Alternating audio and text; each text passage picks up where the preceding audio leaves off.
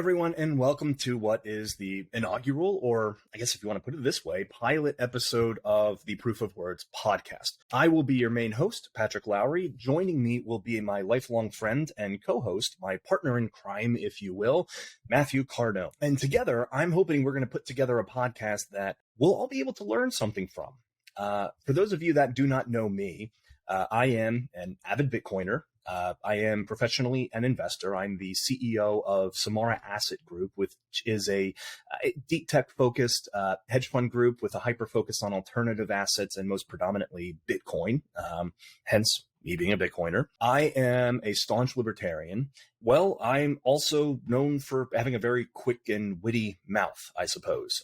Actually, my German colleagues even refer to me sometimes as Machine Gun Pat because of how quick I talk. And, well, I guess it's also because I'm American and love guns, but that's neither here nor there. So what are we going to be doing with this Proof of Words podcast? Well, for those of you that have been following my career, you probably remember that a few years back, I had a podcast with my old company, Iconic, which now goes by Deutsche Digital Assets, one of Europe's premier crypto asset management groups. And that podcast was called Blockchat with Pat. And what we did on that podcast is I would invite guests onto my show, and we would frankly just conduct little interviews. These were people that were heavy hitters in the Bitcoin, in the crypto, in the blockchain space.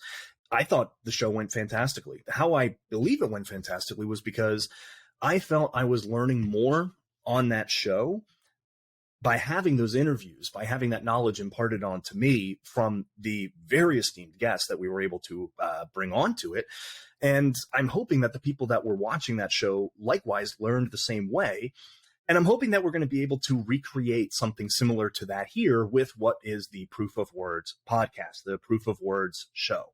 How we're thinking about doing this is we're going to have general themes of how we're going to be conducting these interviews, or rather we're going to have general themes that we're going to be targeting for what we want this type of content to be. The slogan for the show, the slogan for the Proof of Words brand is Bitcoin, liberty, and the pursuit of happiness. Obviously, you could probably tell that is a slight play on words from Thomas Jefferson's Declaration of Independence, the self-evident truths, the unalienable rights that every human being, that every man, woman, and child are entitled to: life, liberty, and the pursuit of happiness. Well, those words really speak to me. A, I'm American. B, I come from Philadelphia, where the Declaration of Independence was written. You can actually probably even see on my shirt, I'm wearing the Liberty Bell right now. I believe that this is something I feel very deeply passionate for. I believe that that is one of the most intense sentences, the most important sentences that has ever been written in the history of mankind.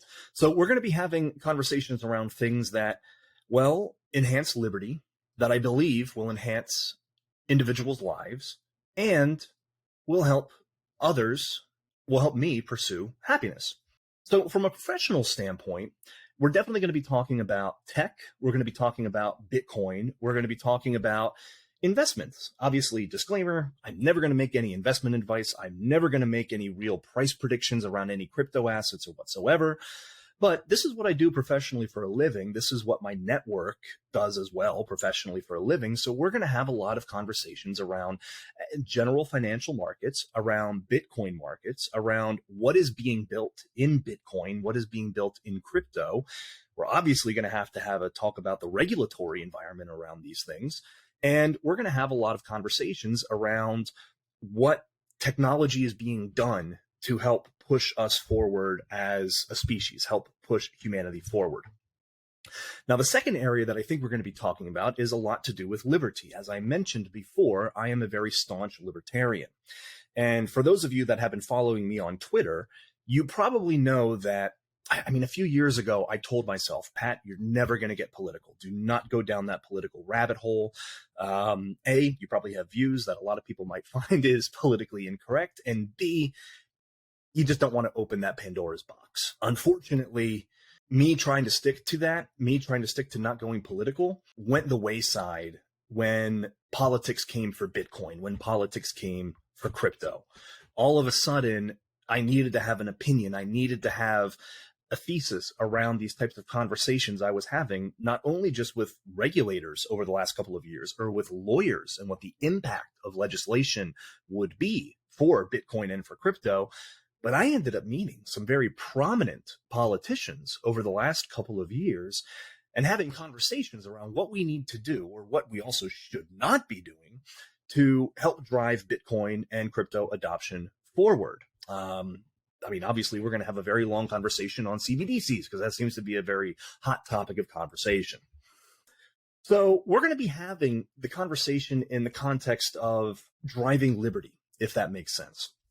I don't want to be unabashed against any political viewpoints. I want to have an open and honest and intellectually honest conversation with people from across all spectrums.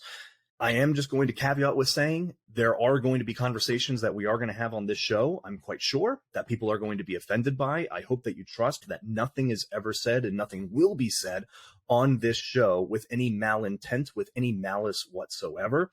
I'm just giving you that disclaimer right now. Unfortunately, being a libertarian, if you understand really what that mentality, what that mythos is, we're really kind of walking the line between the right and the left, where really, we just want the government to leave us alone. It's really a live and let live policy of life. And I believe that the only way that humanity as a whole can pursue happiness together and as the individual is through enabling freedom, is through enabling liberty as much as humanly possible. Because at the end of the day, it's all about the sovereignty of the individual. And that's something that, unfortunately, a lot of people really don't believe in, it seems. It seems as almost 50% of the populace believes in everything for the masses, if that makes sense. So it's a conversation that we'll get into at a later time, something that obviously is going to be ongoing with the show. We're going to always have those conversations in the context of macroeconomic forces as well as technologically driving forces. But nonetheless, it is something that's going to be coming up. And the last piece of what I think this show will be is about happiness in general. I think most of you who maybe know who I am have been following my career and know that one of my biggest investors in the company that I'm CEO of, Samara Asset Group, is a German entrepreneur named Christian Angermeyer. It's something that he's kind of been harking on me a lot for over the last couple of years. Everything should be about driving happiness. If you're not making people happy, if you're not helping people to be happy, then what are you doing? Why are you bothering to do it, right? I think I only started to really internalize that maybe over the last year or so and start to understand it. And that is why I'm focusing a lot, just even this year already, on my happiness, my mental health, my physical health, and what that means to help drive forward my own happiness that I have in my general life. So we're going to have conversations about topics that, frankly, I think some of you are just not going to give a shit about.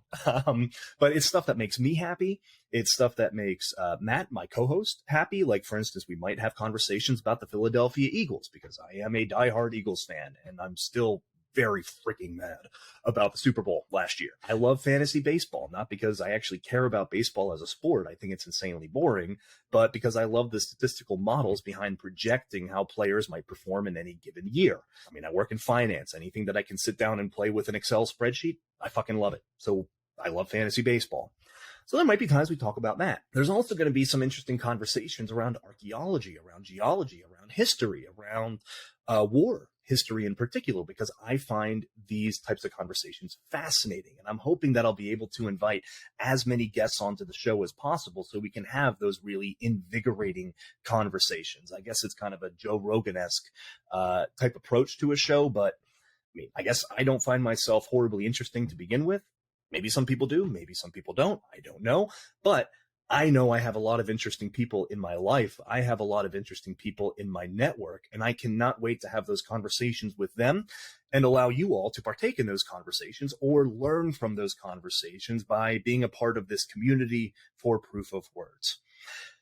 So I really hope that you all join us on this adventure. I think it's going to be quite fun. In fact, one of the fun things that I'm doing right now, for those of you that follow me on Twitter, I think I made an announcement that was a couple of weeks ago.